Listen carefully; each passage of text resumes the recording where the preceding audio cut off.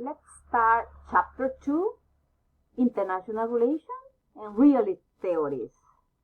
At this time, we are going to study realism versus idealism. Realism. Run! That bomb is going to explode. Idealism. Where is the bomb? It's just your imagination. Realism. It's a school of thought that explains international relations in terms of power. The exercise of power by the states toward each other is sometimes called realpolitics or just power politics. Realism. In 2003, 33 international relations scholars signed a New York Times advertisement warning that war with Iraq is not an American national interest. Neo-conservative influence in U.S. foreign policy has diminished and realist influence has increased, result of the problem faced in the war in Iraq. According to the realist tradition, here we have Sun Tzu, Thucydides, Hobbes, and Morgenthau. Realists tend to treat political power as separate form and predominant actor. Morality, ideology, and other social and economic aspects of life. States pursue their own interests in an international system of foreign states without a central authority. Idealism emphasizes international law, morality, and international organizations, rather than power alone, as key influences on international events. Idealists think that human nature is basically good. They see the international system as one based on a community of states that have the potential to work together to overcome mutual problems. Let's take a look at the branches of realism. And here we have classical realism,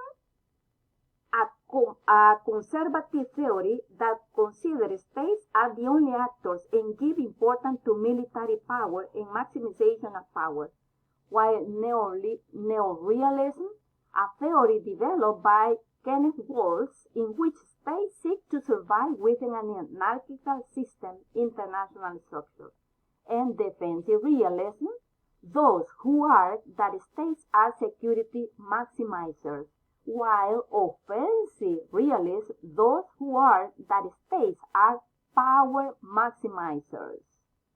Realism versus liberalism. Realism, states are the only actors at international level. Also, states are rational actors and aim for their own self-interest, relative gain.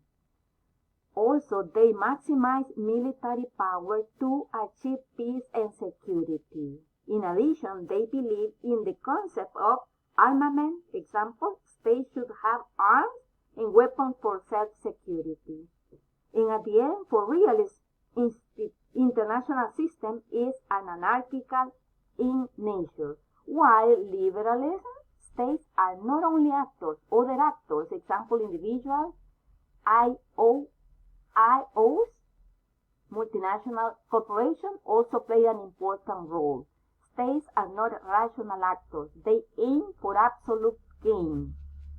In addition, they believe security can be achieved by cooperation, mutual gaining, applying moral ethical principles. Also, they believe in the concept of disarmament for self-security, example, cooperation.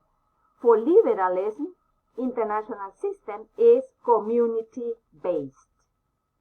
The structural realism holds that the nature of the international structure is defined by its ordering principle, anarchy, and by the distribution of capabilities measured by the number of great powers within the international system.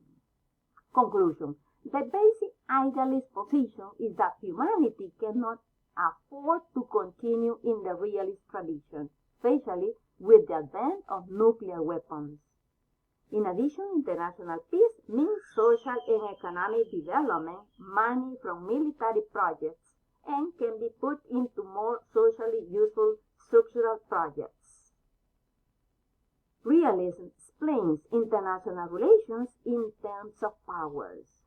Realists and idealists differ in their assumptions about human nature, international order, and the potential for peace.